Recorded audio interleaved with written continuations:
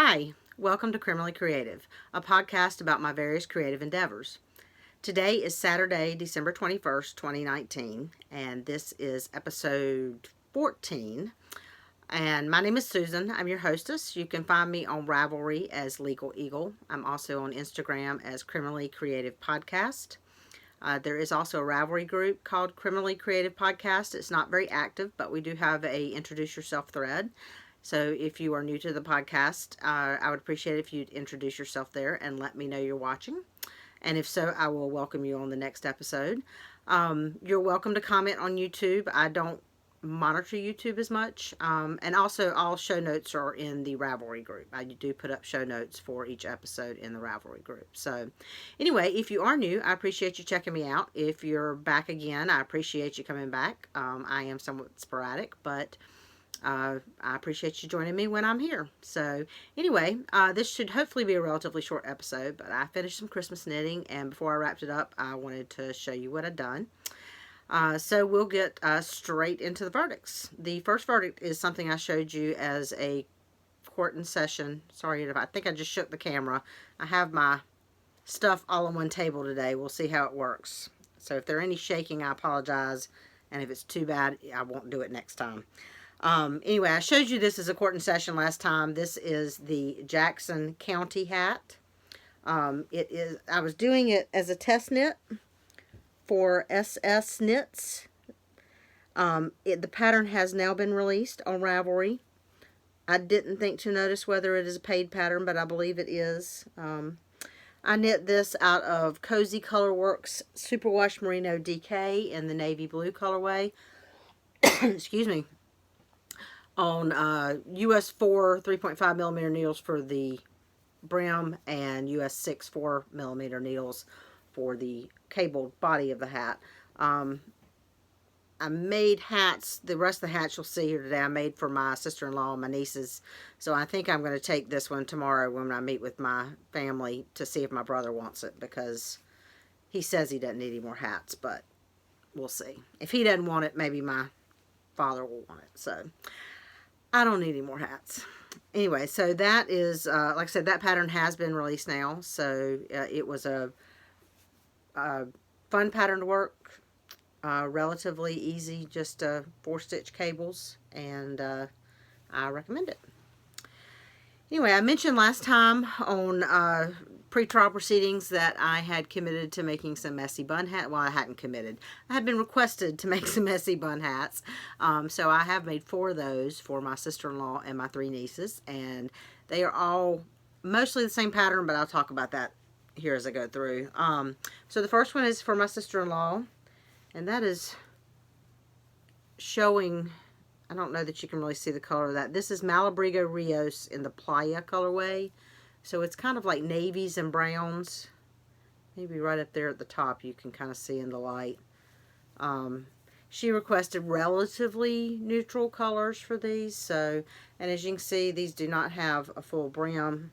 They are messy bun designs. I don't know if I'm getting my head right where you can see, so that your ponytail is coming out. All 3 of my nieces have long hair, as does my sister-in-law. So this is the first one I made. This one was done on US 7 4.5 millimeter needles. I didn't really follow one pattern for this. I kind of looked, there's several different patterns out there as copycats for that CC beanie pattern that's really popular. I looked at several different patterns and kind of like meshed my own together from the several I looked at.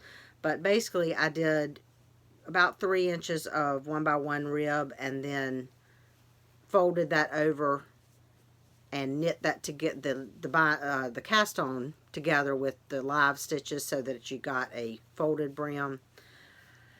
And then did a couple rows of stockinette, a few rows of reverse stockinette. This hat, I actually did this part in brioche, because I believe the original CC beanie hats that are commercial, that are so popular, it actually is brioche. On the other hats I'm going to show you, I abandoned the brioche in favor of just 1x1 rib, because you don't really see the full effect of the brioche on this, so it just wasn't worth the extra effort. But anyway, so that was the first one. The second one that I made and Malabrigo Rios is a worsted weight just because these next two are DK. This one is for my youngest niece, Caroline. She is all about pink, anything and everything pink. But she is 9 now, and she's branching out a little bit in the other colors. So, since my sister-in-law requested neutral, I did go with a purplish pink, but with some gray, and, it's relatively muted. So, I think it will satisfy her desire for pink, but it is not bright, hot pink, which is what I make a lot of stuff for her. This yarn is Yarn Cafe Creations DK in the Cabernet colorway. And as you can see, some of the grayish kind of pulled a little bit, but I think it looks nice. It's kind of a purpley, pinkish. And this one I did, and the rest of it I all did on US 6 4mm needles. Of course, with the DK weight, I wanted to go down a needle size so that it would be dense enough. And plus, she, as the youngest, I wanted her make sure hers would be snug enough to fit. It probably will be a little loose on her, but she's 9 and I want her to be able to grow into it. So anyway, so this is the first one that I did just 1 by 1 rib on this section right here. And to me, really, let me pull this one up. I mean, you can't really tell the difference much. You can up close, but to a non-knitter, no, you can't. And so it just wasn't worth the... brioche is not difficult to me. I enjoy doing brioche, but it just wasn't worth the effort of doing it for what I was getting, the effect that I was getting. So that was number 2. Number 3 is for my middle niece, Kate. This is Dragonfly Traveler, which is also a DK in the Carolina colorway. This is a colorway that they did in 2018, I believe, as somewhat of a fundraiser for all the storms and rain that we had in the Carolinas, where there was a lot of flooding, and they did this, and that's, I think, why it's kind of like gray, but with all these little pops and hints of color. I don't remember the details of the fundraiser portion of this, but I do believe they donated some of the proceeds of this to one of the organizations that was helping people who had a lot of flooding. So I did this one basically, and all of these I cast on 90 stitches, and I did this one basically the same as the last one I just showed you. This also was done on US 6 4.0mm needles. Excuse me. And then the last one is for my oldest niece, Maddie. She is 15, and this kind of Kelly green is her school color. So this is done in Malabrigo Rios in the Fresco y Seco colorway, which translates to fresh and dry, which is kind of an odd name of a colorway to me.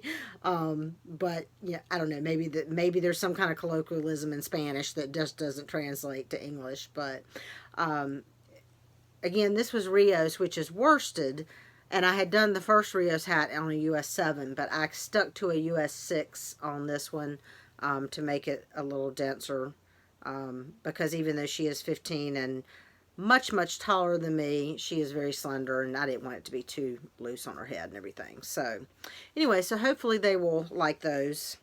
Their mother requested them, so hopefully they would like them as well. And then the other verdict that I have is I did finish the Magic Unicorn Scarf, which I showed you in progress last time for my oldest granddaughter. That had to be shipped off last week because my son is stationed at Fort Huachuca in Arizona. So in order to be sure it got there in time for Christmas, I had to put that all in the mail last Monday. So I don't have that to show you today, but I will insert a picture here of the finished scarf, and hopefully she will love that. And I really enjoyed knitting that. That was knit out of Knit Picks Chroma Fingering in the Pegasus colorway, which is the kind of gradiated color, and the Bear, which is the white, on a US 2 2.75mm needle. So that is all the verdicts I have to show, and so now we'll go to Court is in Session. And the first thing you have seen before, the first one you have seen, the rest of it you have not seen before. The first is my Big Badmorrow, which is in my yellow fringe filled bag from Lobby NMA. It doesn't look much different from last time, except this is where I was last time, and this is how much I've done. This kind of got put on the back burner a little bit as I was finishing up the hats and the unicorn scarf. I hope to finish this by like the end of the year, in the next week or two, but it does not have to be finished for Christmas. And as a matter of fact, we're having Christmas lunch with my parents and my brother tomorrow, and it obviously will not be finished for that. But I am getting close, because this is all I have left of the second ball. Once I finish that, I am going to start into the third ball. But once I start into the third ball, I will probably start doing the decreases to go back down to a point. So I'm getting close to that, and should be able to finish that in the next week and a half or so. That is, the yarn for this is Woolfolk Snow in the navy and white. There's a fingering weight. I am doing this on a US 4 3.5 millimeter needle. The pattern that I am mostly using is Big Badmorrow by Nina. The only real modification I've made is because I'm doing fingering weight and Big Badmorrow is written for a heavier weight yarn. I just cast on, I increased on the V part to more stitches than the pattern calls for to get the width that I wanted. Next is my December Desert Vista Dye Works socks. I showed you last time February through November, but it was not quite the first of the month, so I had not cast these on yet.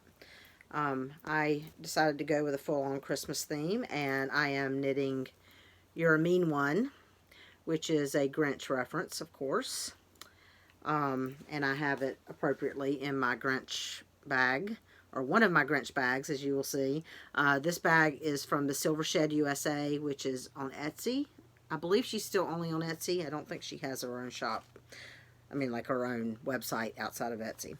I have several of her bags, a lot of them Grinch, and she does a good job. I really like her bags. So anyway, so this is just my standard toe up sock, 2 at a time, on 2 circular needles, a US 0 2 millimeter needle, and those are my December Desert Vista Dye Works socks. So those have to be finished by the end of the month as well. I'm a little bit behind because I usually try to get to where I can turn my heel by like the middle of the month, the 15th or so. It is the 21st, and I haven't quite got to the heel yet, but I still have about a week and a half, so really it shouldn't be a problem. I will get those. I'll get some work done on those over the next week and get those done. So the next project, I think I referenced maybe last time, is the Cat Vent Cowl 2019. This is in another Grinch bag, also by the Silver Shed USA. If you go to Etsy looking for her, you put in the Silver Shed USA. And I will try to remember to do a link to her Etsy store in the show notes, because if you do just Silver Shed, something else pops up. Etsy, its search engine sucks anyway. But it is the Silver Shed USA to find her. So we did Carolina. Sorry, my nose won't stop itching. Carolina Fiber Frolic. We did, several of us decided to do kind of an advent calendar swap where we each came up with 25 minis that we brought, and then my friend Ann, who was kind of coordinating, gave everybody back 25 minis as an advent calendar. So I am using that to do this pattern. Some of the yarns that I got are probably not the best yarns for this pattern, but I'm just going with it, and, so you can't see some of the detail because there's a little bit of color work in this on mine, but it's just kind of a hodgepodge scarf, and I'm just having fun with it. I did actually have a couple of duplicates in my advent calendar where I think someone forgot to mention to Anne that they had brought, because you could bring more than one of the same yarn. You just needed to let her know that it needed to go, be split up and go to different people.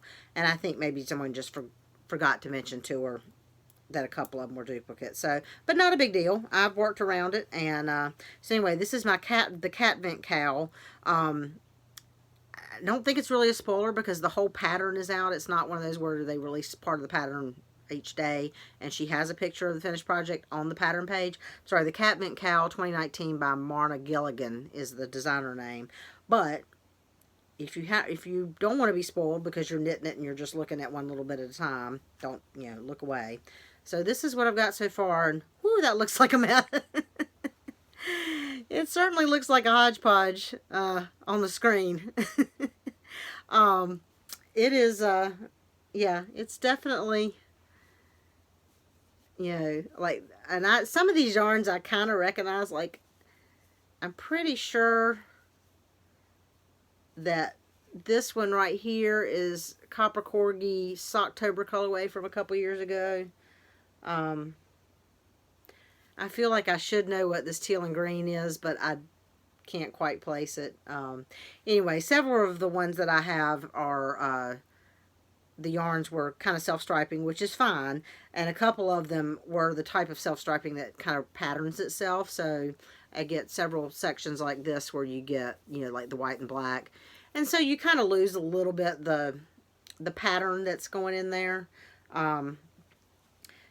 But it's just it's like a scrappy cow, and I kind of like that. So you can see these right here, the cats. This is her username. Her name is Marna Gilligan, but her username is, I think it's French. I can't pronounce it. It's ANCAITIN, I think, BEAG. She does all the cat stuff, and she has a website that's that, on Catin Bieg. I don't know. And she sells, she has like enamel pins and some bags and stuff like that. She does really cute, kind of like evil looking cat drawings and stuff. And has a couple of patterns, and I think it's working on a couple other patterns. So anyway, so that's what I've been doing with my Advent minis. And this has got a provisional cast on, so I believe that this is going to come back like that. Although, I guess I'm going to have to stretch it out a good bit because my knitting, I guess, is tighter or something. And that's not going to be tight enough to go, not going to be wide enough to go around my neck. But we'll see. If it ends up too small, then I'm guessing they're mostly all superwash. So it may be something that I end up donating to one of the organizations that needs some warm things for winter. But if it doesn't fit me. But anyway, I just thought it was fun. So I've just been doing, the pattern, like I said, has been fully released, but it is set up for an Advent where it's got like day 1, day 2, day 3. So I've been kind of following that, and I've done through day 20 on that. And I just kind of started day 21 last night when I finished to do the switch the colorway. So, so that will be finished in the next few days.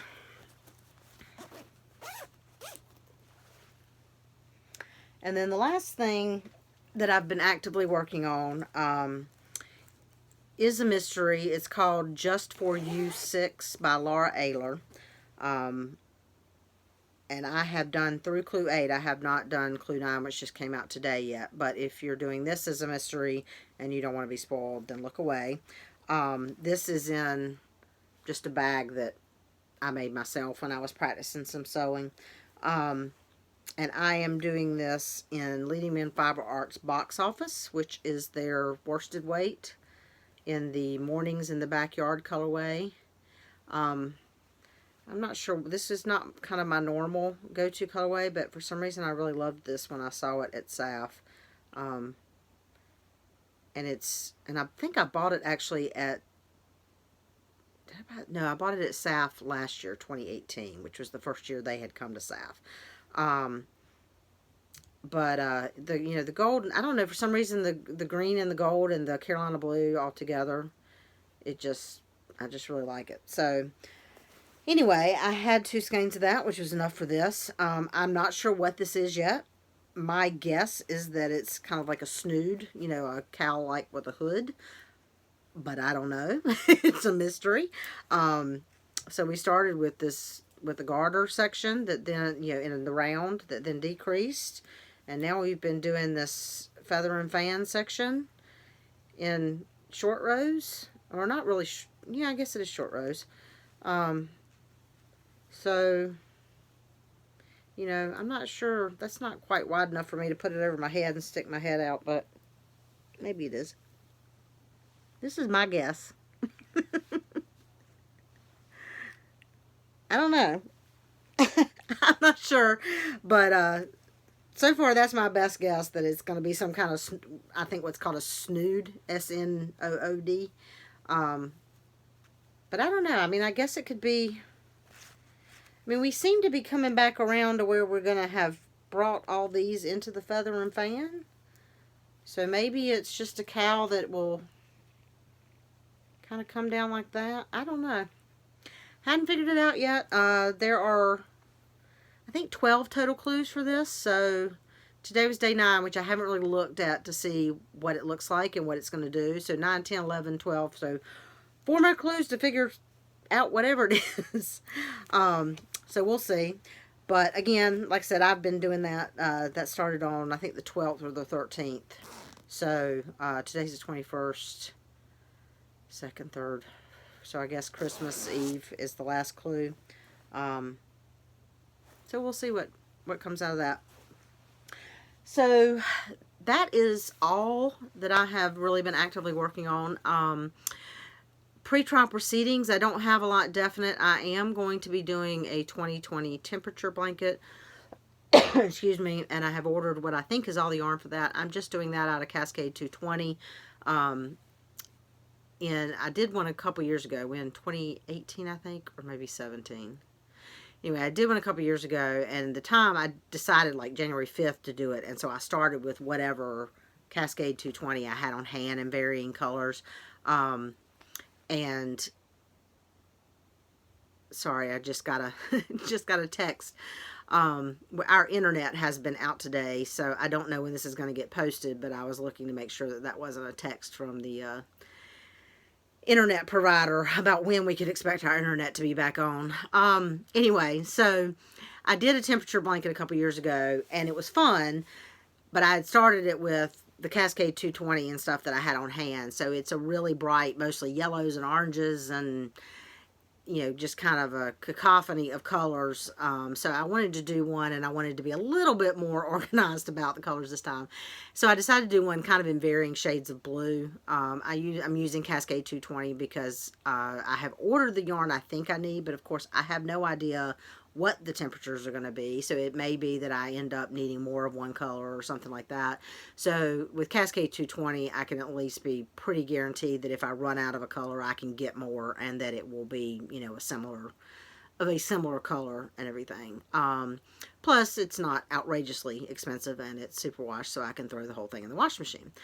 I played around with a couple ideas for pattern and stuff, and really I think I'm just going to do a plain garter stitch, 1 row across and back for each day. Once I get that started, I will show you the yarn and the colors and all that, sometime after the first of the year. But I think I definitely want to make it wider. The one that I did, I actually crocheted. I did like a single crochet pattern with a little dip down detail.